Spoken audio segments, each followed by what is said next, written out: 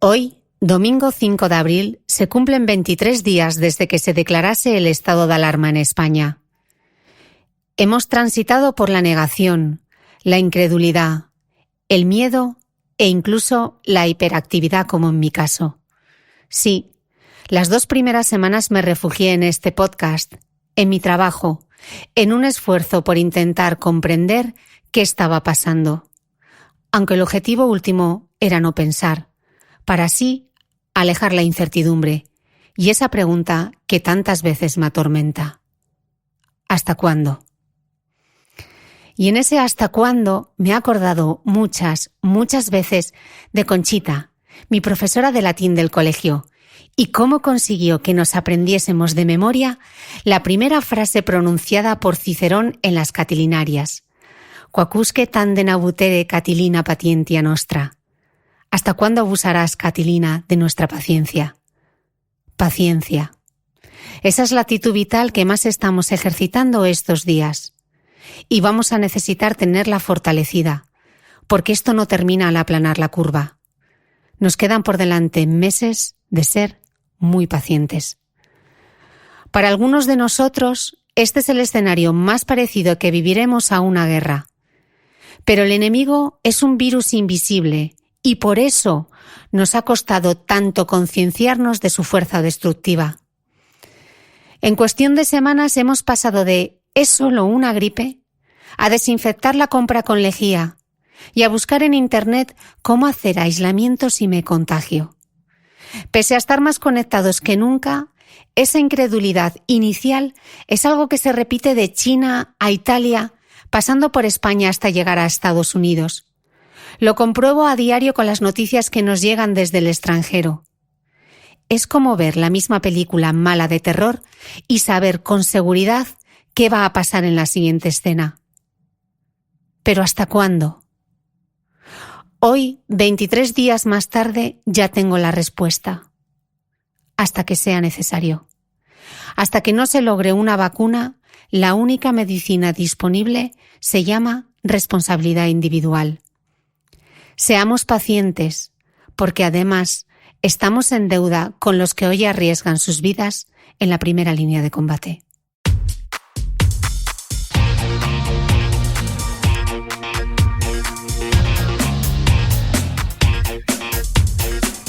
Hola, soy Cristina Mitre, periodista y autora del blog de Beauty Mail. Bienvenidos a mi podcast, donde todas las semanas charlaré con los mejores expertos de la cosmética, la nutrición, el fitness y el bienestar, para que te sientas bien y te veas mejor. Uno de los planes que tenía para mayo era acudir a la Carrera de la Mujer de Madrid, gracias a Manzanas Marlene, que de nuevo me había invitado a la prueba como embajadora de la marca para pasar así un buen rato con las mujeres que corren. No contábamos con que una pandemia nos dejaría a todas sin colocarnos el dorsal, de momento.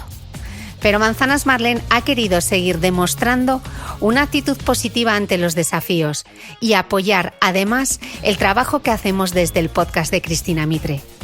Por eso nos acompañará como mecenas durante el mes de abril, para que cuerpo y mente estén más en forma que nunca.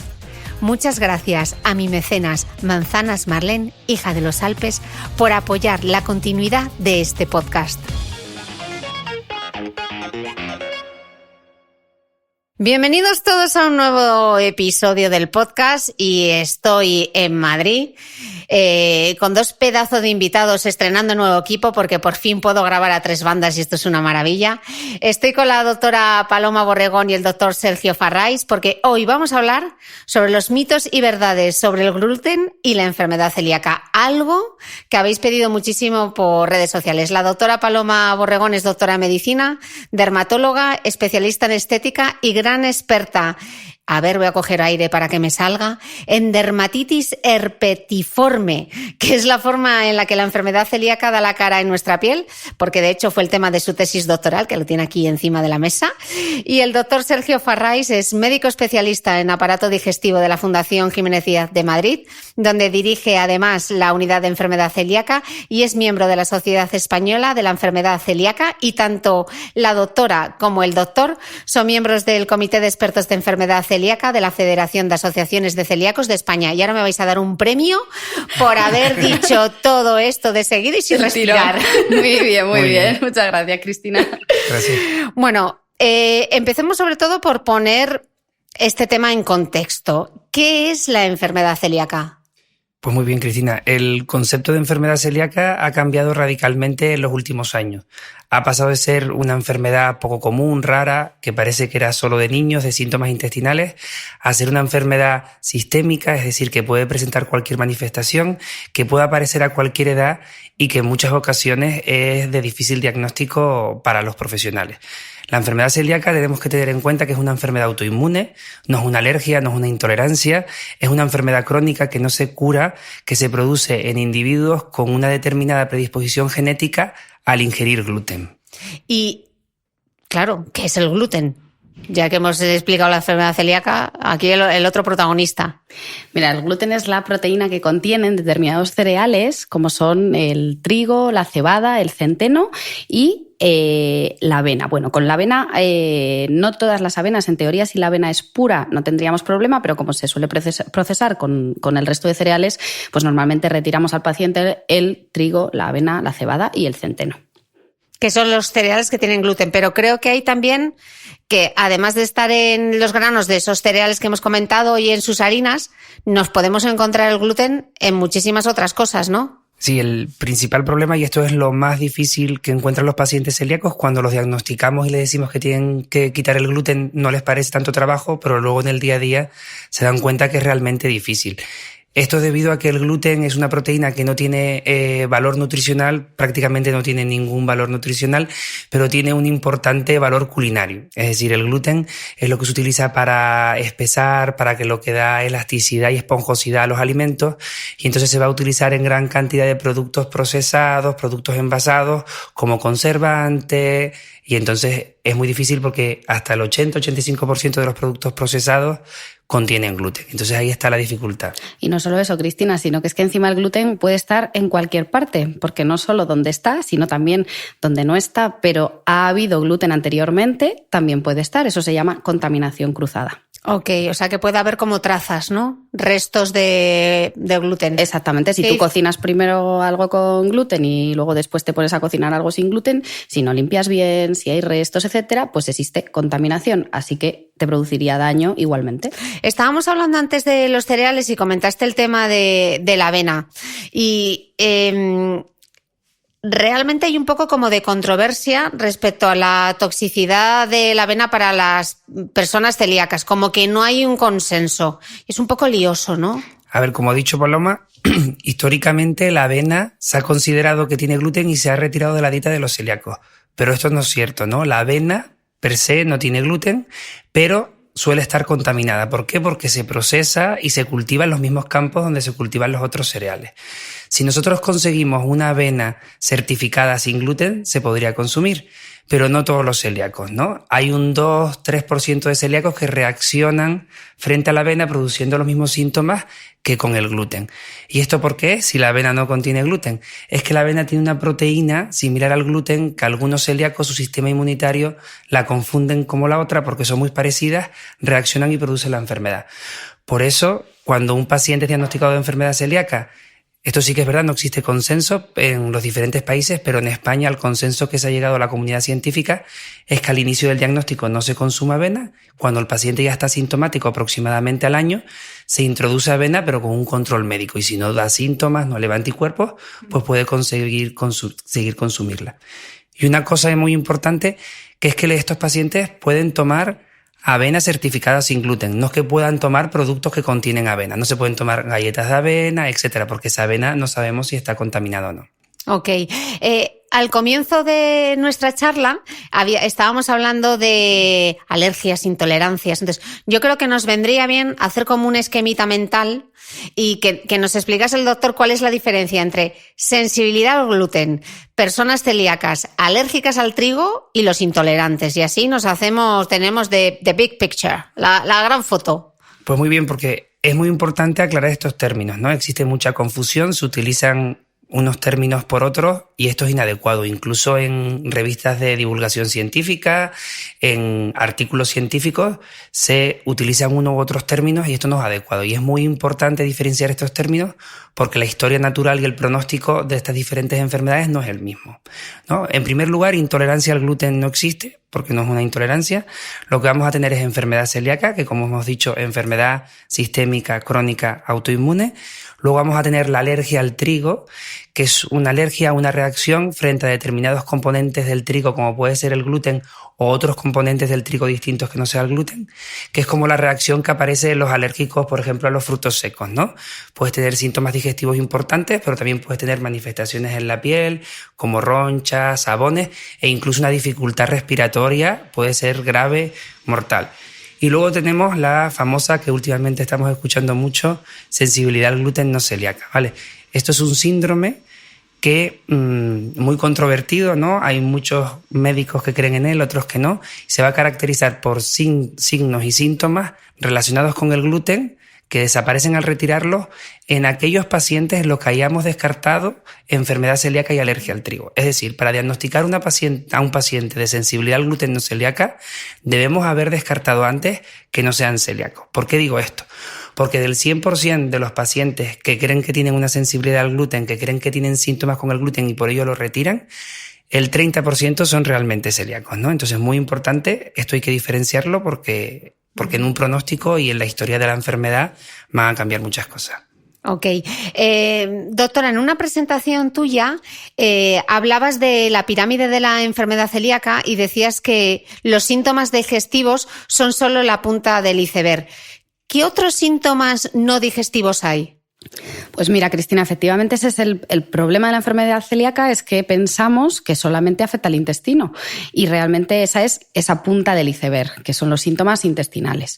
El resto, todo lo que está, que no somos capaces a veces de diagnosticar, son síntomas pues variopintos, yo te diría que puede afectar casi a cualquier órgano del cuerpo, como por ejemplo la anemia por falta de hierro, como por ejemplo alteraciones en el esmalte dental, desde migrañas, infertilidad, problemas neurológicos, un montón de síntomas que al final, bueno, además la piel, claro, que es lo mío, y entonces todo lo que hace es que, como te digo, puede producirse afectación a cualquier nivel. Eso dificulta el diagnóstico porque antiguamente, como ha dicho Sergio al principio, pues solo pensábamos en la celiaquía pues cuando había un niño que no crecía, que tenía diarreas, etcétera, y ahora ya sabemos que la enfermedad celíaca es mucho más. Ok, ya hemos visto algunos de los síntomas. Yo creo que toca diagnosticarla. ¿Cómo se diagnostica la enfermedad celíaca? Pues el diagnóstico es bastante complejo, ¿no? No existe ninguna prueba que sea patognomónica, es decir, no existe ninguna prueba concreta que nos dé el diagnóstico 100%, ¿no? Tenemos que apoyarnos en 4 o 5 pilares y a partir de ahí decidir saber si el paciente es celíaco o no, ¿vale? Qué complicado, ¿eh? Sí.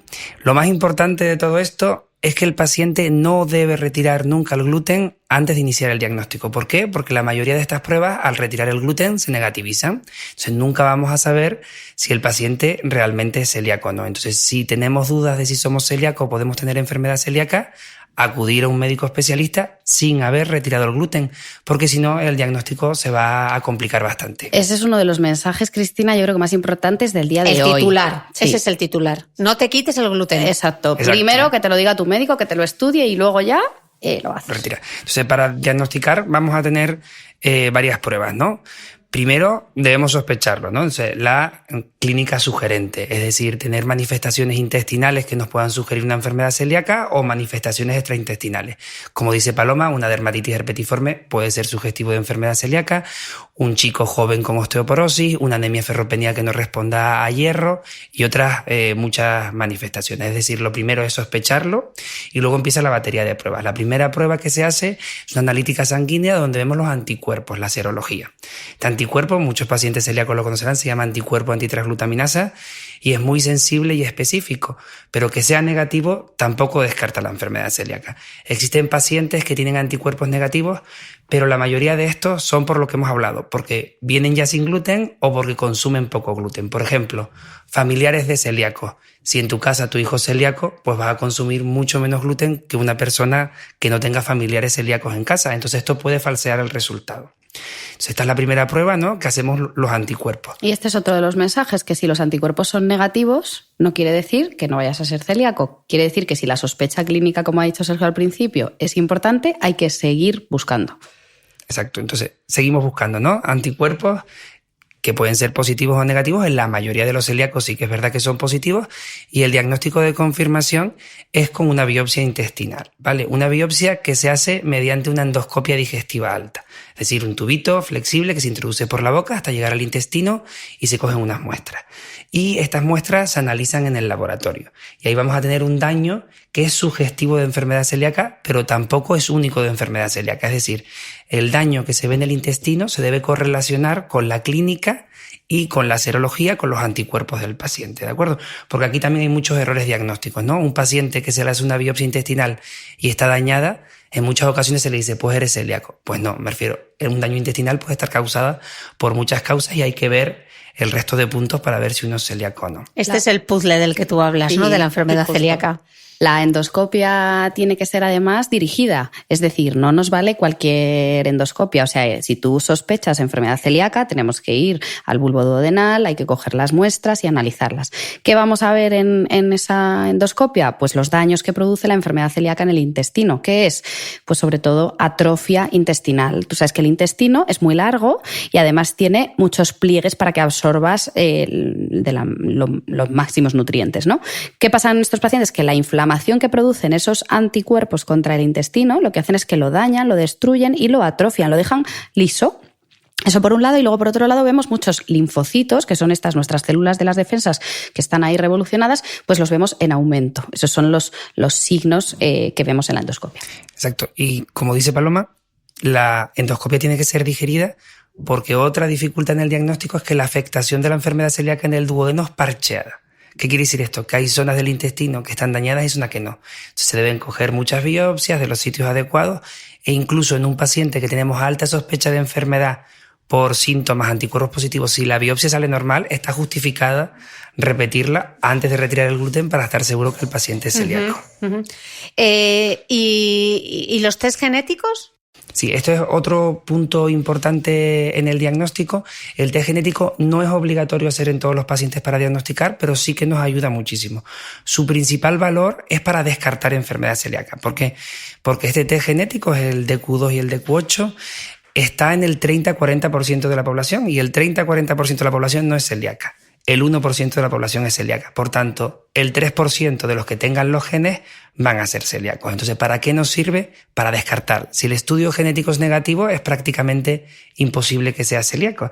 Y un error muy importante, que tener un estudio genético positivo no significa que vayas a ser celíaco. Significa que hay que seguir estudiando, es una condición necesaria, pero no suficiente. Sí que tenerlo negativo, Cristina, como ha dicho, descarta con bastante probabilidad, pero también es importante, igual que decíamos antes de la endoscopia, que hay que hacer la biopsia buscándola y sabiendo lo que haces, el test genético lo mismo, porque no basta, como ha dicho Sergio, con buscar ese HLA, DQ2 y DQ8, es como ese es el gen que tienen los pacientes, que es del gen de predisposición.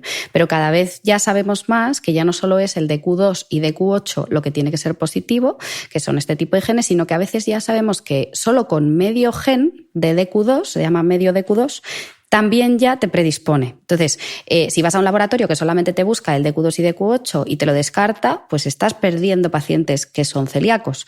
Así que muy importante saber dónde se dirige uno para Exacto, el estudio genético tiene que hacerse en un sitio.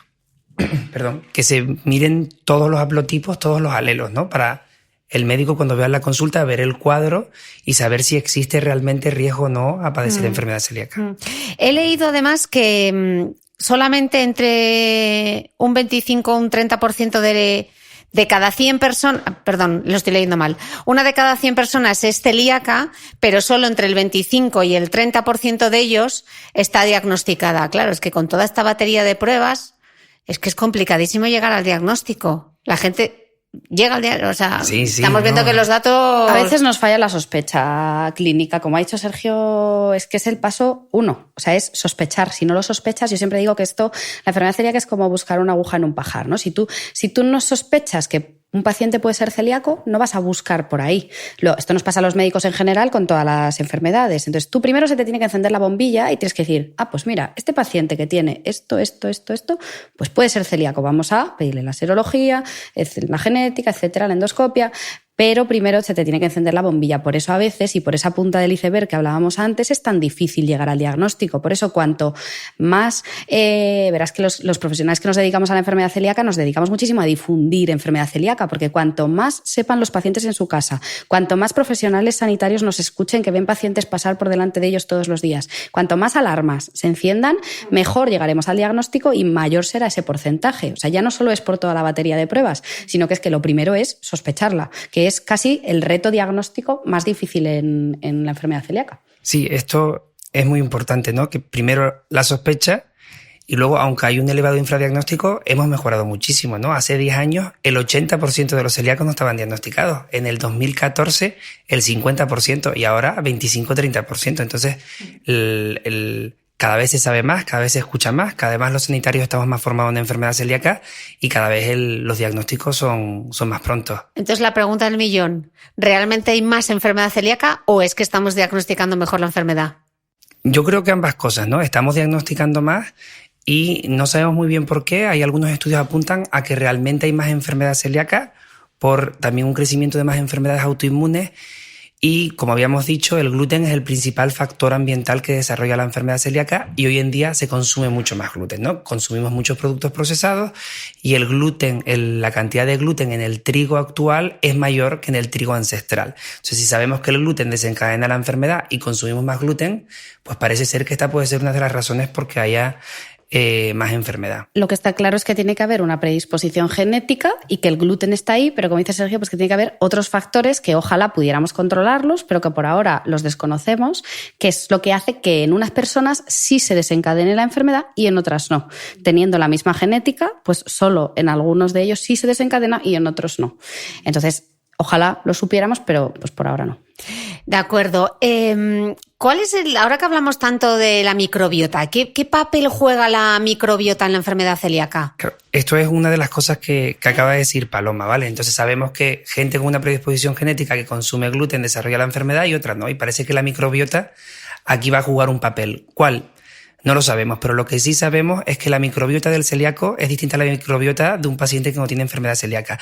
Y a pesar de ser la dieta sin gluten, la microbiota sigue siendo distinta. La microbiota, para todos los que no sepan lo que es la microbiota, que seguro que hay mucha gente en su casa que dice de qué están hablando. La flora. La microbiota, eso como dice Cristina, es la flora. La flora. Es la flora, es todo ese conjunto de bacterias, de gérmenes, vamos a decir, que conviven con nosotros, que los tenemos en toda la superficie, en la piel también hay un montón, en el intestino, en todo nuestro cuerpo, nosotros convivimos con ellos. ¿Qué pasa? Que a veces se altera ese equilibrio y esa microbiota nos da guerra, que es de lo que está hablando Sergio. Exacto. Entonces, ¿y qué papel puede jugar? Porque ya sabemos, igual que el gluten, que hay otros factores que pueden hacer que se desencadene la enfermedad y son estos factores que alteran la microbiota. Se sabe que infecciones gastrointestinales en la infancia, toma de antibióticos en la infancia puede provocar o acelerar el desarrollo de la enfermedad. Y esto lo que provoca es una alteración de la microbiota, un aumento de la permeabilidad y mayor probabilidades de desarrollar la enfermedad celíaca. Y doctor, todos estos test que hay ahora, el test de la intolerancia, ¿sirven para algo? Pues no, no tienen evidencia científica. Sí que es verdad que hay muchísimos test. Hay uno que te mide, no sé, el magnetismo entre el pelo y el dedo, otro que te mide, bueno, muchísimos. El más utilizado sí que tiene una base científica porque te mide anticuerpos, inmunoglobulinas frente a los alimentos. Entonces, es verdad que te mide estas inmunoglobulinas, pero que tú tengas estas inmunoglobulinas frente a un alimento no significa que seas intolerante a él. ¿De acuerdo? Es decir, no existe correlación en lo que te sale el test con lo que te sienta mal. De hecho, un ejemplo es que un paciente con enfermedad celíaca, diagnosticado de celíaca, que lleva años sin tomar gluten, se hace este test y no le sale que es intolerante al gluten. Entonces, esto no tiene ninguna evidencia científica. La conclusión es que hay que ir al médico. básicamente. Chimpún. Vamos a hacer una lección de anatomía y sería bueno explicar, para poner en contexto la enfermedad celíaca, qué le ocurre al intestino de un celíaco cuando consume gluten. ¿Qué le pasa por dentro? Bueno, pues un poco lo que ya hemos dicho, ¿no? El gluten es una proteína de difícil digestión, ¿no? Se mantiene en el ribete en cepillo, en los pliegues, en las vellosidades intestinales, y en los celíacos, por otros factores que no conocemos, existe un aumento de la permeabilidad del intestino, entonces el gluten se cuela y el sistema inmune en estos genes, en el DQ2 y el DQ8, reaccionan frente al gluten creando una serie de sustancias que provocan una inflamación de la pared del intestino.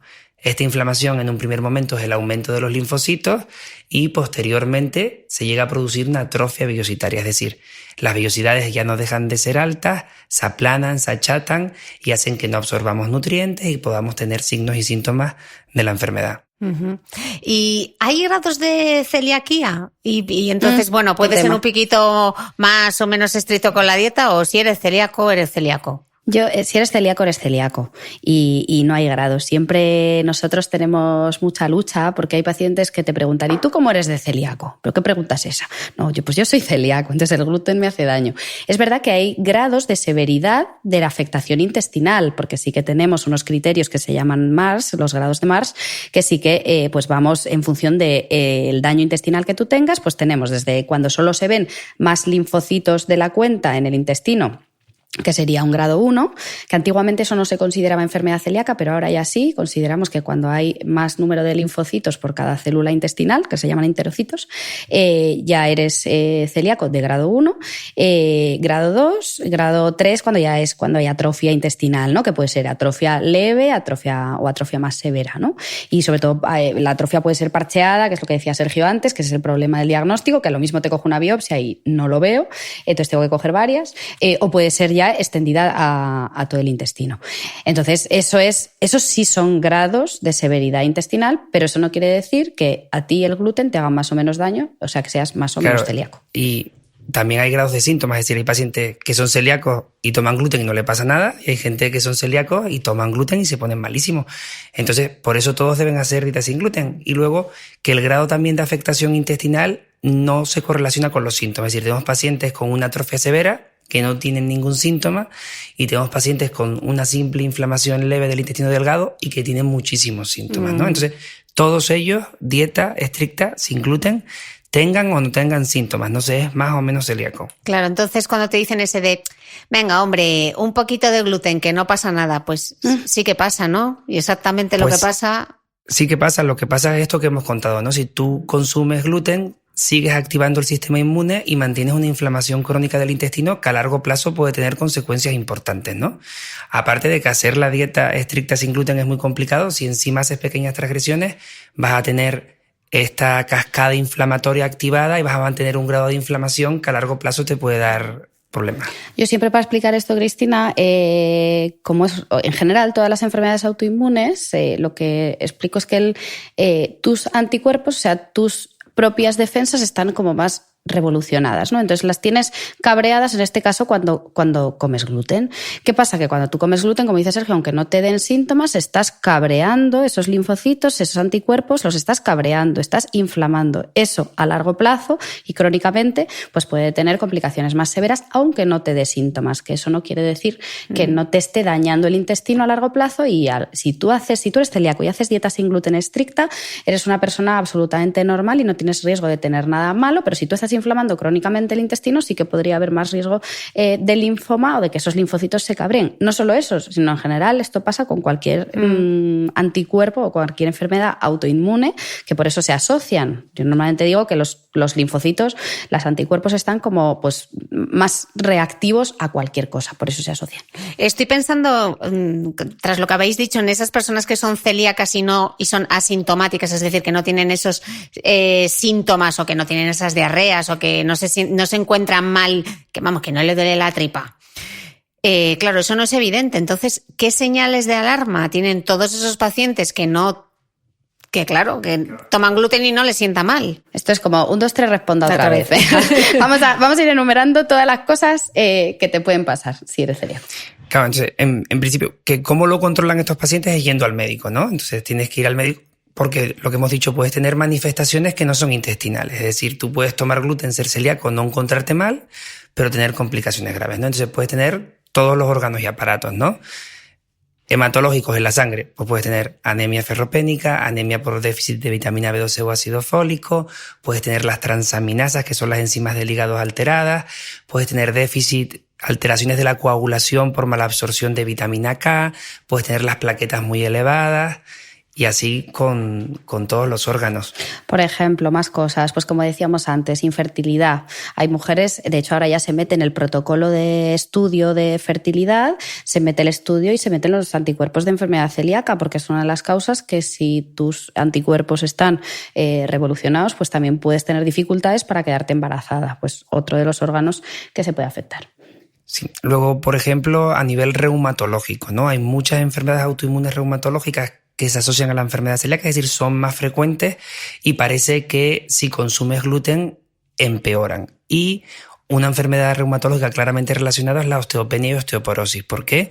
Como hemos dicho, este intestino no absorbe bien, en el intestino se absorbe el calcio, no absorbemos calcio y podemos tener osteoporosis precoz que puede tener consecuencias importantes. En niños, por ejemplo, ¿qué es lo que vemos? Pues en niños ya no solo vemos que el niño tenga diarreas o le duele la tripa, muchas veces no. Muchas veces que vemos un retraso en el crecimiento y a veces simplemente cambios en el carácter. Los niños se ponen como o más tristes o más irritados y no sabemos por qué. A veces simplemente es pues porque ellos van más estreñidos o tienen cambios y se les hincha mucho la tripa.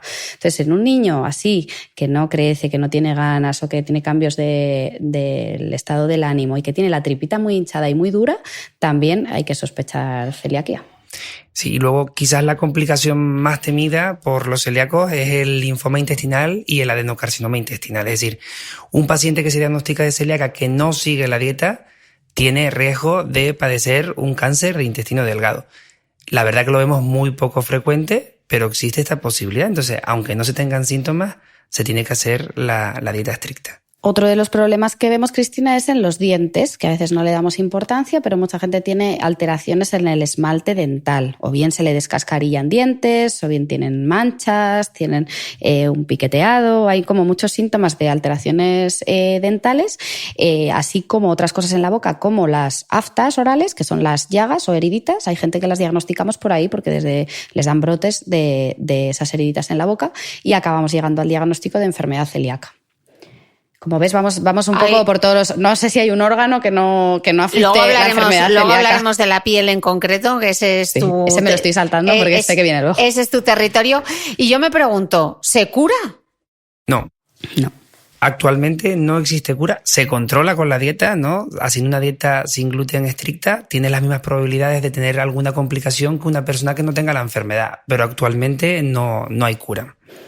Exacto. ¿Y el tratamiento es solo la dieta? O sea, ¿no hay una pastillita mágica? No es como la lactosa, que hay que te tomas la pastilla de la lactosa, pero ojalá la gente siempre quiere eso. No, por ahora no. El único tratamiento que hay es la dieta sin gluten. Sí que es verdad que se está investigando mucho y todos los años salen en redes sociales, en periódicos, la cura de la celiaquía se va a curar. A ver, se está investigando muchísimo, hay muchos estudios, pero son estudios muy preliminares, con escasos pacientes o con resultados in vitro, es decir, en el laboratorio, no en la vida real. Y esto es un peligro porque luego por internet se venden enzimas para que puedas tomar gluten. Exacto. Los pacientes tienen que tener claro que nada de esto sirve. Lo único que sirve es la dieta sin gluten.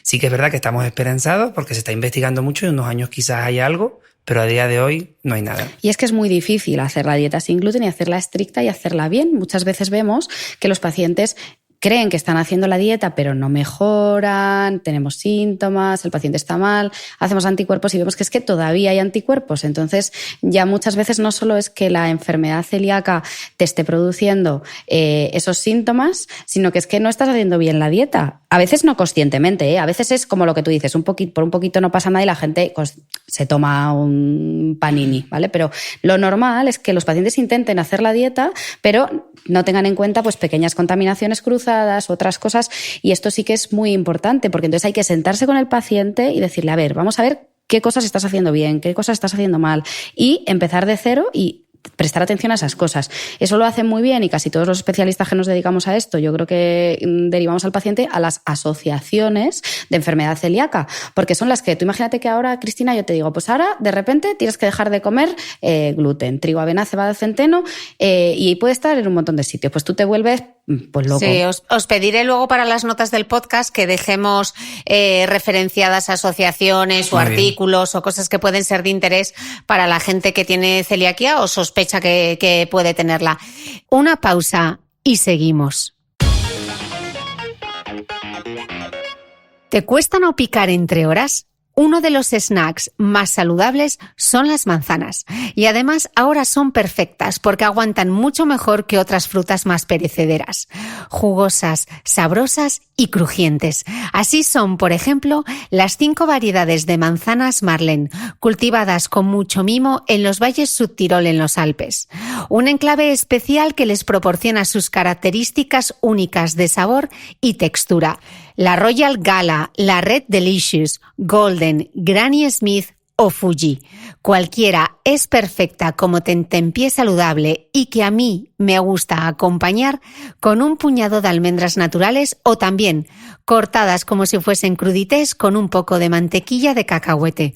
Igual hay que dar pausa al podcast para disfrutar de tu snack saludable junto a Manzanas Marlen. Muchas gracias a Manzanas Marlen por apoyar las buenas historias. ¿Qué ocurre entonces si estamos viendo que se está tardando en diagnosticar? ¿Qué ocurre con toda esa gente que se diagnostica tan tarde? Pues Cristina, es una pena porque al final el diagnóstico, cuanto más lo retrases, todos esos síntomas que acabamos de contar, pues van a ir aumentando. El más grave y la complicación más grave, como hemos dicho, para cuando no te diagnostican, es que estás cabreando tus linfocitos y que puedes acabar con un linfoma intestinal, ¿no? Ese es como lo más serio. ¿Pero qué vemos con más frecuencia? Pues eso, gracias a Dios, se ve poco, pero lo que vemos con más frecuencia pues son gente que lleva toda su vida con, por ejemplo, tratamientos inadecuados, gente que lleva con transfusiones de hierro o tomando hierro toda su vida, pero no, claro, el hierro no le hace porque es que no lo está absorbiendo bien porque son celíacos, pues eso es un ejemplo. Sí, luego, por ejemplo, si tienes una enfermedad que es una complicación de la celíaca, puedes pasar por múltiples tratamientos y no acabas curándote. Y también esto provoca una pérdida de calidad de vida del paciente, ¿no? Los pacientes celíacos de media tardan 4 años en diagnosticarse, pasa hasta por 6 médicos y hasta un 40% tienen diagnósticos previos de otras enfermedades como colon irritable, dispepsia funcional, etc. Entonces, además de las complicaciones que puede dar una alteración, una inflamación crónica del intestino, también provoca una disminución de la calidad de vida porque son pacientes que no se encuentran bien durante muchos años hasta que se llega al diagnóstico. La osteoporosis, por ejemplo, fracturas en gente muy joven que de repente se empieza a hacer fracturas, le diagnosticas una osteoporosis y después de muchos años se ve que la osteoporosis era porque de base era celíaco. Claro, si lo hubiéramos diagnosticado antes de que ese hueso se hubiera destrozado, pues claro, podríamos prevenir todo eso que te pasa después. Así que, y no solo eso, sino que además también vamos a plantear la pregunta al revés. O sea, ¿cuáles son las ventajas de que yo te diagnostique lo más pronto posible? Pues fíjate que ya no solo son para ti, también son para tus familiares. ¿Qué te parece? Porque muchas veces diagnosticamos en la enfermedad celíaca en familiares de pacientes que acabamos de diagnosticar, a los que les pasan cosas de toda la vida, como dice Sergio, que a lo mejor llevan un montón de años con síntomas. Que es normal. Asumiendo que es normal y gracias a que diagnostican a tu sobrina, de repente te lo haces y dices, joder, claro, todo lo que me pasaba es porque yo soy celíaco, ¿no? Yo lo que veo es complicadísimo hacer la compra siendo celíaco, porque estamos viendo que no solamente con los cereales, que el gluten está por todos los lados. Entonces, ¿basta si en la etiqueta pone que es sin gluten? ¿Es lo mismo si voy a un supermercado en Madrid que en Londres? A ver, aquí hay muchísima confusión, ¿no? Porque con lo que habíamos estado hablando, que hay ciertos supermercados que etiquetan todo sin gluten. Esto sí que es verdad que ayuda mucho al paciente celíaco a hacer la compra, pero ahora con la nueva legislación, si un producto es naturalmente libre de gluten, no se puede etiquetar. Es decir, una manzana es sin gluten, agua es sin gluten, unos espárragos son sin gluten, pero esto crea cierta ansiedad al paciente celíaco de que si no tiene la etiqueta sin gluten, pues le da miedo consumirlo. Entonces, lo que debe saber el celíaco es que todo producto natural libre de gluten va a ser sin gluten, y lo que sí que tiene que saber, es que los productos procesados, los productos elaborados, tiene que aprender a leer el etiquetado. Además de si está el símbolo sin gluten, porque en ocasiones hay errores. Y luego hay símbolos sin gluten que no están validados. Es decir, la Federación de Asociación de Celíacos de España sí que hace un gran trabajo con esto, tiene un logo específico, pero hay muchos logos, como tú dices, en Londres no es lo mismo que aquí, no es lo mismo que en Francia.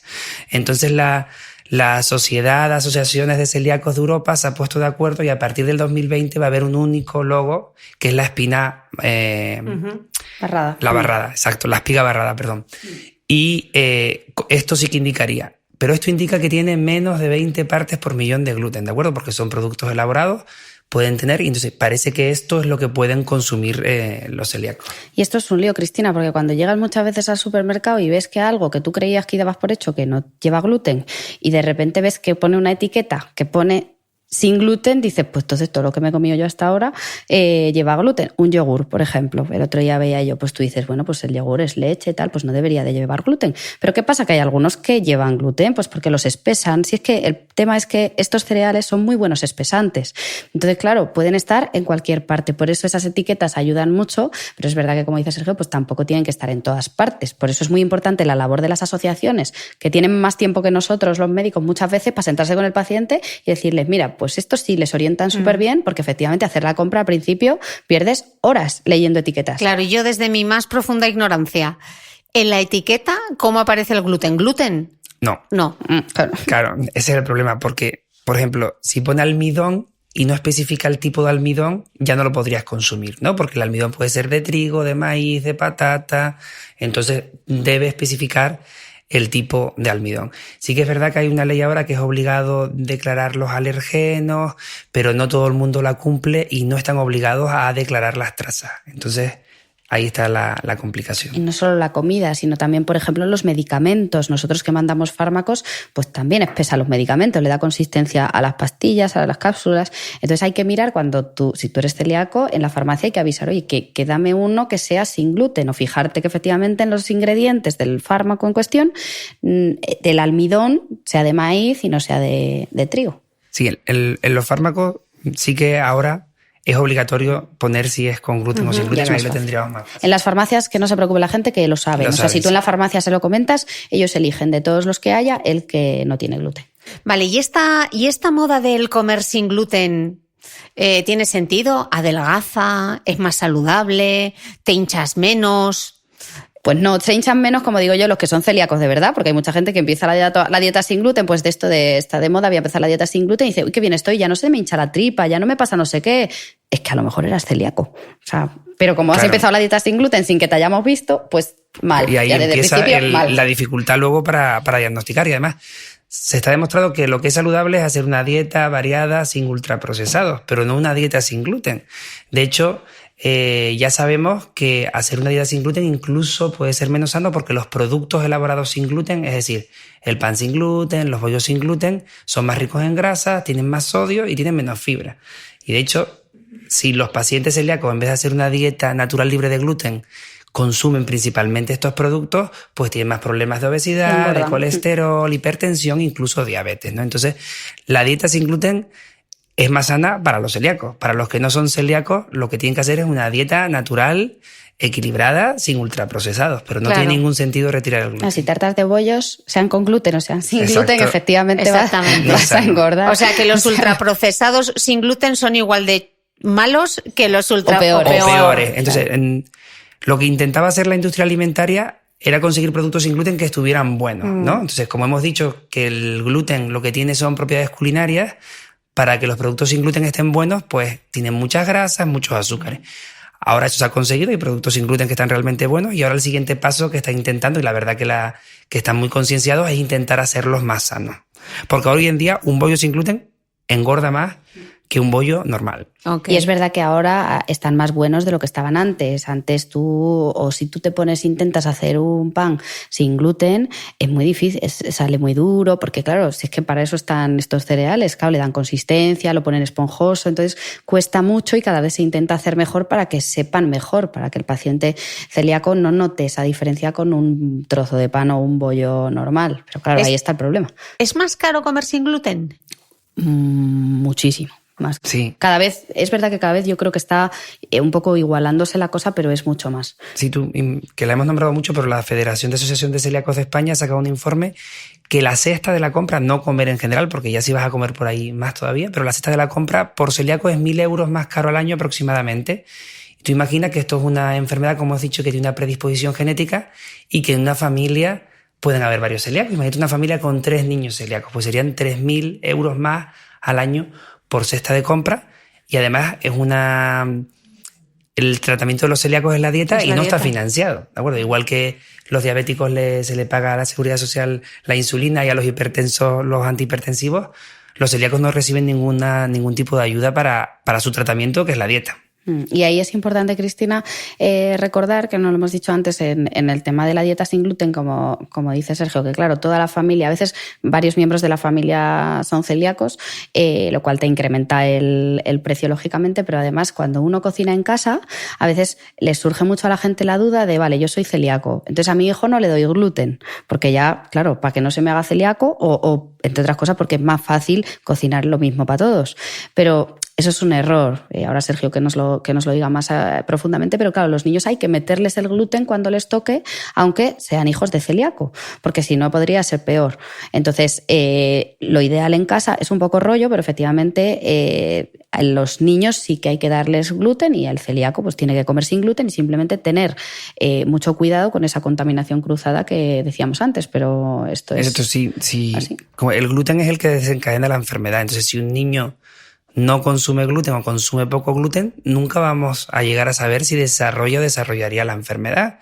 Entonces sí que es verdad que en casas donde hay un niño celíaco hay un poco de paranoia para que el niño celíaco no se contamine, pero lo que hay que hacer es educarlos, ¿no? Y además los niños lo llevan muy bien, saben lo que pueden comer, lo que no pueden comer, y los hermanos, si no son celíacos, deben y tienen que comer gluten, porque si no, igual estamos enmascarando una enfermedad. Y es mejor, efectivamente, es más asumible que te diagnostiquen la enfermedad, eso sí lo vemos cuando eres niño, porque como dices Sergio, se les educa muy bien y ellos ya desde pequeñitos preguntan, ¿esto lo puedo comer? No, esto lleva gluten. Sin embargo, es cierto que cuando tú eres mayor, llevas toda la vida comiendo gluten y de repente hábitos. Te digo, te quito la cerveza, te quito el pan, te quito la pasta con gluten. Entonces, de repente el paciente, hay gente que te dice, yo no me hago la prueba porque es que si me sale no voy a dejar de comer, ¿vale? Porque eso es un poco traumático, pero solamente es aprender a adaptar tu vida a esa nueva, a ese nuevo estilo. Que el 30% de los adultos celíacos hacen transgresiones dietéticas, 30%, ¿no? ¿Eso qué quiere decir? ¿Que se portan mal? Sí. Exacto, que una vez al año se toman un churro o un pincho. Exacto. Si dice llevo toda la vida tomando, pues...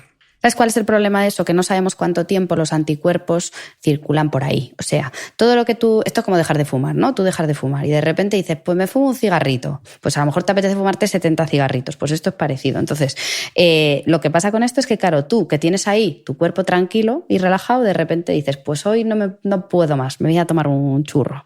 Pues te tomas ese churro, te dispara los anticuerpos y ya no sabemos cuánto tiempo van a estar esos anticuerpos dando guerra a tu cuerpo, inflamando tu cuerpo y volviendo a toda esa cascada de inflamación que decíamos al principio, que hace ese daño a todos los niveles corporales. O sea, que lo ideal es hacerlo bien, ¿vale? Ahora ya hay churros sin gluten, ahora ya hay todo sin gluten. De todo. Bueno, el churro es que no hay que comerlo. Eso, bueno, claro, eso. Y si te tomas una manzana, mejor. Estábamos hablando antes de las enfermedades autoinmunes. Y sí que me gustaría incidir un poco en cuál es porque creo que se desconoce, cuál es la relación que existe, por ejemplo, entre la enfermedad celíaca, el hipotiroidismo y la diabetes. Pues que todas son enfermedades producidas por anticuerpos, por esas células nuestras de defensa que están pues como un poco confundidas, ¿no? Entonces cada una se confunde contra un órgano diferente. La que se confunde contra el páncreas te produce una diabetes, la que se confunde va contra el tiroides te produce hipotiroidismo o hipertiroidismo autoinmune, la que se confunde contra el folículo del pelo pues te produce alopecia areata y te salen calvas, la que va contra la melanina te produce vitíligo y te salen manchas blancas, así. Entonces, ¿por qué se relaciona? Pues porque tienes como ese organismo más, yo siempre explico eso, más revolucionado, que no es un término muy médico, pero todo el mundo lo entiende. Entonces, por eso se asocian y entre ellas se relacionan. Entonces, si tú eres celíaco, tienes más papeletas de tener otra enfermedad autoinmune. O sea, que tú tienes siempre al paciente que diagnosticamos una enfermedad autoinmune, le descartamos las otras más frecuentes. En concreto, las más frecuentes con la enfermedad celíaca pues son sobre todo el hipotiroidismo autoinmune y la diabetes. Sí, y muy importante lo que dice Paloma, que son enfermedades asociadas. Es decir, quien tiene una enfermedad autoinmune tiene más probabilidad de tener otra enfermedad autoinmune. Pero no significa que al dejar el gluten se vayan a curar esas enfermedades, porque vemos muchos pacientes que son diabéticos, hipotiroideos y con vitíligo, le descubren que es celíaco y piensa que al dejar el gluten ya no va a ser diabético ni hipotiroideo. No, nada que ver. Son enfermedades asociadas porque tienen el mismo mecanismo de producción, pero no es que estas enfermedades se vayan a curar al retirar el gluten. Depende del objetivo contra el que vaya ese anticuerpo. Como te digo, pues puede ir contra cualquier parte. Antes de entrar a hablar de la enfermedad celíaca y la piel, que nos daría incluso para otro podcast, me gustaría que hiciésemos como a modo de resumen esos conceptos básicos, esos titulares que la gente se debe apuntar y se debe quedar con ellos en su mente. ¿Cuáles serían? Entonces, que la enfermedad celíaca no es una enfermedad solo de la infancia, ¿de acuerdo? Que puede aparecer en adultos, que afecta al 1% de la población, que la mayoría de los adultos no tienen síntomas digestivos, sino síntomas extraintestinales. Que tenemos que hacer dieta sin gluten estricta para toda la vida. Ese es el tratamiento y no hay otra, y hay que tomárselo en serio y hacerlo bien. Que no existen grados, ¿no? Que no hay más un celíaco más que otro, ¿no? Hay celíacos que tienen más síntomas o menos síntomas, pero todos tienen que hacer la dieta igual de estricta, aunque no les siente mal. Y que ya seamos pacientes, amigos, primos de alguien que veamos que puede tener enfermedad celíaca o profesionales sanitarios, tenemos que tener esa alarma, esa bombilla que se nos encienda ante todos los síntomas de sospecha. Y luego que el tratamiento es la dieta sin gluten y, como decimos, que no hay que empezar la dieta sin gluten sin haber ido al médico, por favor, porque luego eso te mete en un periplo de médicos, de años de síntomas, de pasarlo mal, tremendo. Entonces, aunque incluso estés pasándolo regular, espera a tu cita con el médico y haz las cosas bien. Perfecto. Sí que quería dedicar una parte específica de este podcast a la relación entre la enfermedad celíaca y la piel, y dado que tu tesis doctoral era sobre el tema, pues teníamos que hablar de ello. ¿Qué tiene que ver la piel con la enfermedad celíaca? Pues mira, Cristina, lo que tiene que ver es que esos anticuerpos de los que llevamos hablando todo el rato pueden no solo irse contra el intestino, sino irse también contra la piel y producir esta dermatitis herpetiforme. Es la forma en la que la enfermedad celíaca se manifiesta en la piel. Lo que vemos nosotros normalmente es gente que viene por la piel, que realmente muchos pues no tienen síntomas digestivos. Entonces vienen a mi consulta y ¿qué vemos? Pues vemos lesiones ampollosas, son como pequeñas ampollitas que pican mucho, agrupadas simétricamente en lo que nosotros llamamos zonas de extensión, ¿vale? Que son los codos, las rodillas, el sacro, el cuero cabelludo, todas las zonas como que nos rozan más a diario, ¿vale? Y como te digo, pican muchísimo, afecta mucho la calidad de vida, porque es gente que les pica, que se rascan, incluso se llegan a hacer heridas, porque muchas veces esas ampollitas solo las ve el paciente, las nota un rato, cuando le pican se rasca y lo que ya vemos son heridas. Entonces, están debidas a esos anticuerpos que se van contra la piel. Así que tú piensas que cuando viene un paciente al dermatólogo y vemos esto, lo sospechamos y le decimos al paciente, pues vas a ser celíaco. Claro, el paciente alucina un poco, ¿no? Porque dice, pero bueno, esta dermatóloga, ¿qué me va a decir a mí? ¿Qué tiene que ver con mi intestino que yo voy a ser celíaco, ¿no? Pues efectivamente ya sabemos que sí. Lo que tenemos que hacer cuando vemos a estos pacientes es, pues lo primero, nosotros tenemos la piel muy accesible, entonces tenemos que coger una biopsia, o sea, un bocadito de piel.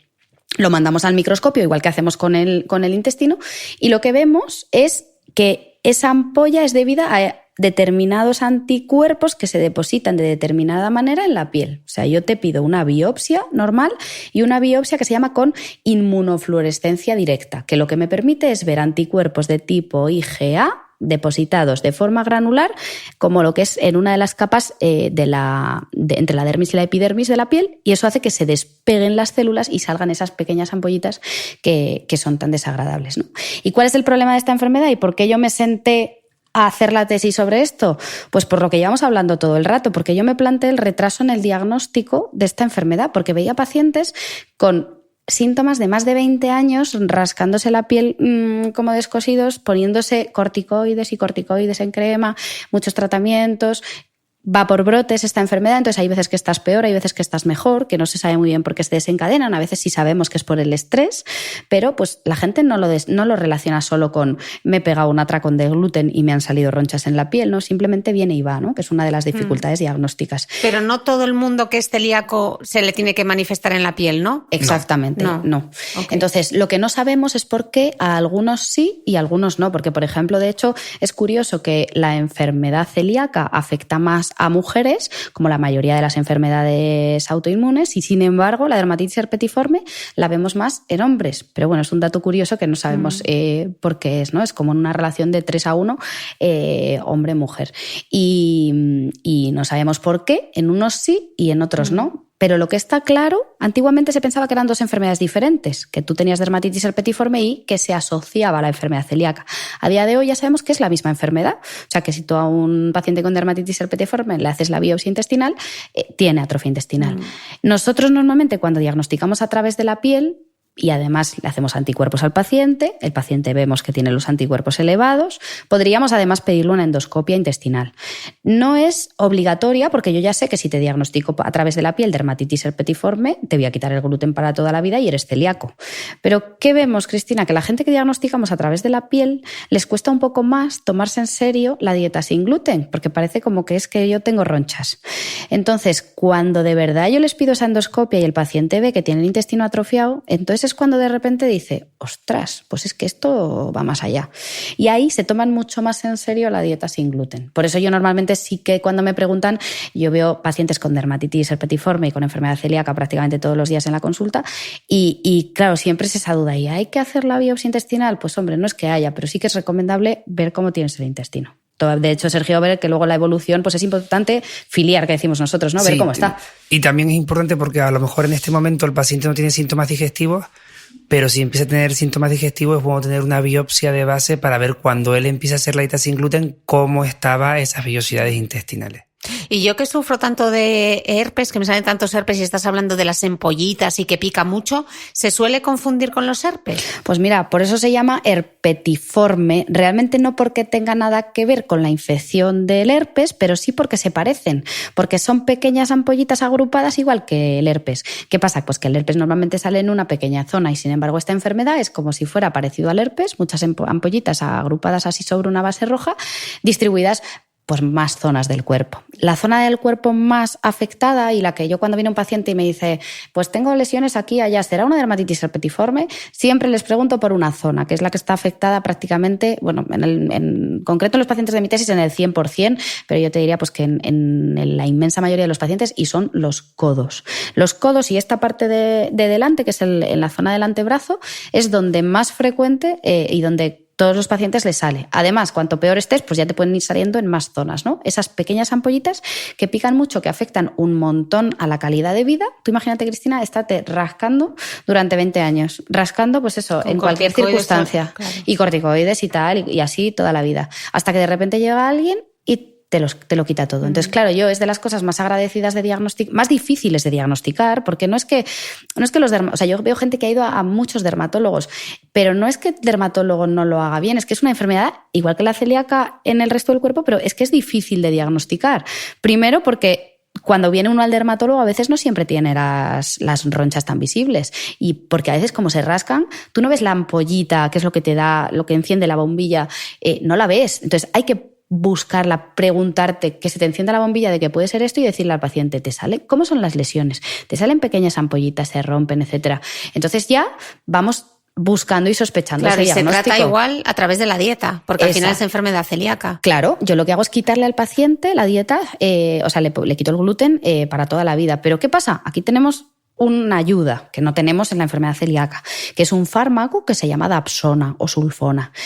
¿Qué me permite este fármaco? Me permite que hasta que haga efecto la dieta sin gluten, porque no es matemático, de que yo dejo el gluten y ya se me quitan las ronchas al día siguiente, podemos estar hasta 2 años ya sin comer gluten y teniendo todavía esos brotes de lesiones cutáneas y esos anticuerpos circulando por ahí por mi piel, pues para ese tiempo tenemos estos fármacos que lo que hacen es como bloquear esos anticuerpos y cortan los brotes de dermatitis herpetiforme.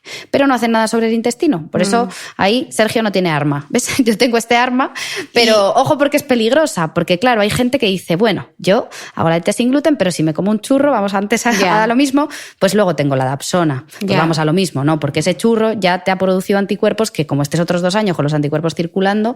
Pero bueno, normalmente como esta enfermedad afecta tanto la calidad de vida por esto del rascado, de las heridas, etcétera, y de que la gente pues ha dado muchas vueltas hasta que lo diagnostican, normalmente la gente se suele tomar la pastilla y hace la dieta bien. Sí que es verdad que cumplen, pero yo creo que son los pacientes que más transgresiones puntuales hacen, ¿no? Sí. Porque como no tienen ningún síntoma digestivo, es tan difícil hacer la dieta, pues transgresiones puntuales sí que suelen hacer. Y aunque no tengan síntomas digestivos, luego la biosas suelen ser de atrofia intestinal, ¿eh? Ya eso es una de las cosas que también se ve en mi tesis, que efectivamente la dieta la cumplen muchísimo peor los pacientes con dermatitis que los que no tienen afectación cutánea. Pues es que aparte, ya te digo, como no tienes síntomas y si tienes brotes de piel, pues claro, es difícil, porque te dan como más ganas de saltártela. Y en el caso, por ejemplo, de la alopecia areata y el vitíligo, explícanos qué es cada una de las cosas y cómo se trata. En esos casos, mira, son también, como hemos dicho, enfermedades autoinmunes por anticuerpos. En el caso de la alopecia areata, que eso te puede salir no siendo celíaco, o sea, o incluso pues, te puede salir qué tipo de alopecia es. Siendo diabético. Pues se llama areata porque son pequeñas áreas de cuero cabelludo sin pelo, ¿vale?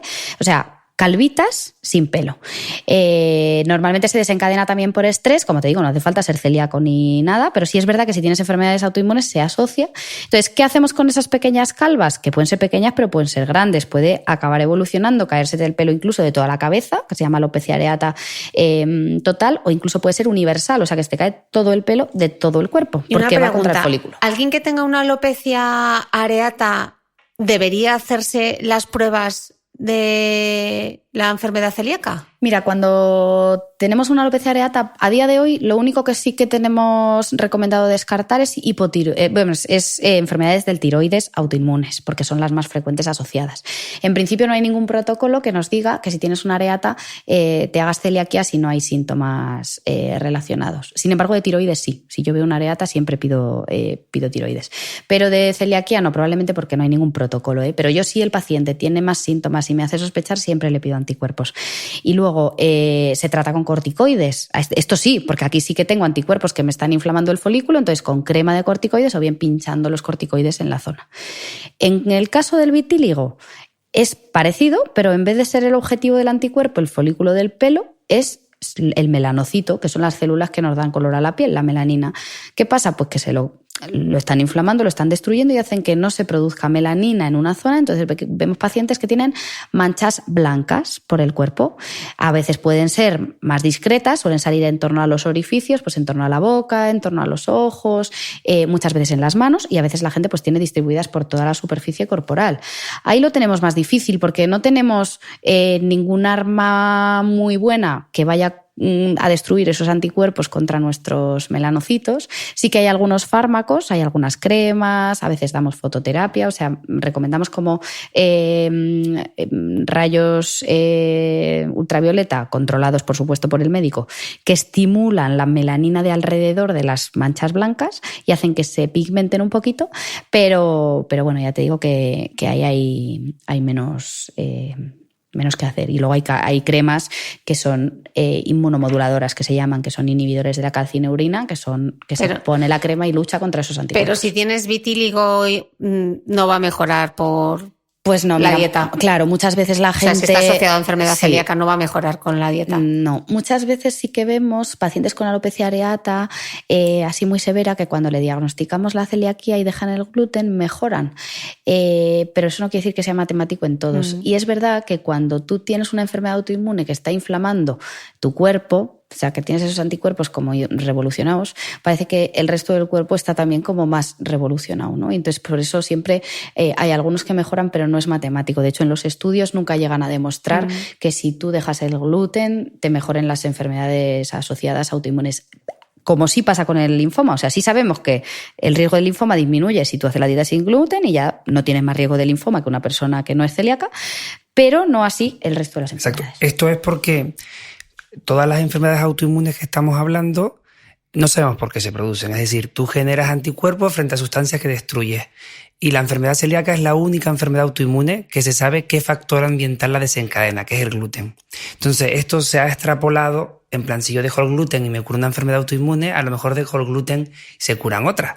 Pero no es cierto, ¿no? No funciona. Sí que hay, lo que hemos dicho, mayor porcentaje de celíacos con otras enfermedades autoinmunes, pero no significa que tú al dejar el gluten te vayas a curar de otras enfermedades autoinmunes. Entonces, digamos que estamos en pañales, hay mucho que investigar y... La gente lo deja con mucha esperanza, ¿no? Muchas veces. O sea, es verdad que cuando te diagnostican esto dices, se me van a curar todos los males. Pues a veces no. Y de hecho, en la piel del paciente celíaco pasan otras cosas. O sea, muchas veces parece que todo lo que le pasa al paciente celíaco es por su celiaquía. Y no, el paciente celíaco tiene otras cosas que no se deben a la celiaquía. En la piel pasa lo mismo, ¿no? Pues al paciente celíaco le pueden salir eczemas, dermatitis atópica, porque es frecuente. Lo importante es saber diferenciar qué es cada cosa, qué es dermatitis atópica, y para eso hace falta profesionales que vemos con frecuencia este tipo de enfermedades. Que le pueden salir con más frecuencia, como hemos dicho, pues vitíligo y areata, porque son enfermedades autoinmunes. Que luego algo que sí les pasa al paciente celíaco en relación a la enfermedad celíaca es la falta de zinc, que el zinc está en el trigo sobre todo. El zinc es un mineral que es súper importante para la piel, para el pelo y para las uñas. ¿Qué vemos? Que los pacientes celíacos, cuando les hacemos analíticas, yo les suelo pedir zinc y lo suelen tener bajo. ¿Qué pasa? Que luego te dicen, pues se me cae el pelo, pues así, ahí sí se te debe. No es por la enfermedad celíaca propiamente, porque la enfermedad celíaca no tendría por qué hacer que se te cayera el pelo, pero sí es porque no estás tomando una de las fuentes principales de zinc, que es importante para que puedas crear pelo, ¿no? Entonces, yo sí que ahí, por ejemplo, pues lo que decía, pues vamos a dejar el gluten, ¿por qué lo vamos a dejar? Pues no, porque también hace falta para algunas cosas. Haciendo un poco de rewind, que hemos hablado de todo, que no nos hemos hecho aquí una tesis doctoral, no sé si habría una nueva prueba diagnóstico para la enfermedad celíaca. Sí, como cuando estuvimos hablando de la biopsia intestinal, ¿no? Los hallazgos son característicos de enfermedad celíaca, pero no solo son de enfermedad celíaca. Entonces decimos, ¿y cómo distinguimos si este daño intestinal es por celíaca o por otra causa? Pues hay una nueva prueba que es la citometría de flujo de los linfocitos intraepiteliales. Madre mía, suena... Repítelo. Claro, que lo que hacemos es que cogemos durante la gastroscopia, cogemos una biopsia del intestino y analizamos esos linfocitos, ¿no? Hemos dicho que los linfocitos son las células que nos defienden, que inflaman el intestino. Entonces, cualquier daño en el intestino nos va a aumentar los linfocitos. Es decir, alguien que toma antiinflamatorios, alguien que tenga el Helicobacter pylori, alguien que tenga un parásito, va a tener un aumento de los linfocitos. Nosotros cogemos una biopsia, este aumento de los linfocitos, ¿es por celíaca o es por otra causa? Entonces, con la citometría de flujo, lo que hacemos es estudiar qué tipo de linfocitos son, ¿no? Es decir, digamos, el apellido de estos linfocitos. Y si se ve que existe una determinada fórmula, una determinada distribución, es decir, un aumento de los linfocitos gamma delta y una disminución de las natural killer, este patrón, este porcentaje es característico de los celíacos. ¿Por qué esto nos ayuda? Porque hemos dicho que hay pacientes que no tienen anticuerpos elevados. Entonces, tú tienes un paciente que sospecha que es celíaco, que tiene un daño intestinal, pero tiene los anticuerpos negativos. ¿Por qué es? Pues esta prueba pues, es muy importante. Es una prueba que en el protocolo de diagnóstico precoz que ha sacado el Ministerio de Sanidad en el 2018 aconsejan hacerla, sobre todo en pacientes que tienen daño intestinal leve, que puede ser por enfermedad celíaca o por otras causas y en pacientes que tienen los anticuerpos negativos, ¿no? Es una forma de llegar al diagnóstico sin dar tantas vueltas. Es un poco parecido a lo que nosotros ya tenemos, que te explicaba antes, que es la inmunofluorescencia directa que vemos en la piel, porque enfermedades que producen ampollas puede haber más en la piel. Pero si esas ampollas yo les hago la inmuno y veo el tipo de anticuerpos que hay, sé que justo ese patrón es el patrón de la dermatitis herpetiforme de la enfermedad celíaca. Pues esto es parecido, es de no solo veo esta inflamación, a ver quién es el que me está produciendo esa inflamación. Luego hay otra prueba que es como la que se hace en la dermis, que es medir también por inmunofluorescencia, pero esta prueba es mucho más costosa y no está disponible en casi ningún centro, solo en centros de investigación, y la citometría ya hay varios hospitales que la tenemos y la estamos manejando. Bueno, doctores, o sea, choquen esas palmas, porque qué pedazo de podcast, yo creo que no nos hemos dejado nada. Esto es divulgación pura y dura, o sea, lo hemos contado todo. Y si hay alguna duda, que no lo creo, que nos lo digan, nos pregunten por las redes sociales, que nos dejen comentarios en el blog o en los reproductores de podcast e intentaremos contestarlas. Nosotros siempre estamos disponibles, Cristina, ya te digo, al final la gente tiene muchas dudas de todo en general. Entonces, tanto las asociaciones de celíacos que hemos dicho antes como los profesionales que nos dedicamos a esto, cuanto más demos a conocer esta enfermedad, de hecho todos los celíacos y los futuros celíacos que diagnosticaremos gracias a este podcast que se sientan identificados, nos lo agradecerán, porque cuanto más se conozca, mejor se diagnosticará y mejor pondremos en contexto todas estas cosas de pacientes que llevan tanto tiempo que les vienen pasando cosas y de repente su vida se va a transformar para bien, ¿vale? Le vamos a quitar el gluten, pero su vida se va a transformar para bien, ¿no? Entonces, si todos los profesionales que nos dedicamos a esto tenemos en cuenta no solo la parcela de nuestra especialidad, que por eso verás que aquí estamos 2, podríamos estar aquí 5, porque podríamos haber traído un hematólogo, un oncólogo, un ginecólogo. Si todos los que nos dedicamos a esto empezamos a ver al paciente no solo como una pieza de ese puzzle, que digo yo, de la enfermedad celíaca, sino que intentamos preguntarle más al paciente, tener en cuenta lo que ha visto el otro, y poner esa pieza, de repente todas te encajan y ves claro que el paciente tiene una una enfermedad celíaca. Y dices, claro, esto que le pasaba desde toda la vida es por la enfermedad celíaca. Claro, es que esto que me pasaba es por la enfermedad celíaca. Pues vamos a ver si entre todos conseguimos que ese puzzle lo formemos antes para evitar todas las complicaciones y para tener una mejor calidad de vida del paciente celíaco. Exacto. Intentar verlo el paciente en conjunto, ¿no? No que cada uno vea sus síntomas por separado. Pues esperemos que así sea y que tengamos el puzzle completo. Muchísimas gracias, doctores, por vuestro tiempo, y a vosotros muchísimas gracias y nos escuchamos de nuevo el próximo domingo. No olvides que todas las notas de este capítulo están en mi blog de beautymail.es. Además, si no quieres perderte ningún capítulo del podcast de Cristina Mitre, suscríbete a thebeautymail.es y a cualquiera de las aplicaciones en las que puedes escuchar mi podcast, como Spreaker, Apple Podcast, Spotify, iVoox y YouTube. Solo tienes que buscar el podcast de Cristina Mitre y darle a suscribir. Y un último favor, si entras en iTunes y me dejas un comentario y además me regalas unas estrellas, ayudas a que este podcast tenga cada vez más visibilidad y pueda seguir creciendo. Te espero el próximo domingo con una nueva entrega del podcast de Cristina Mitre.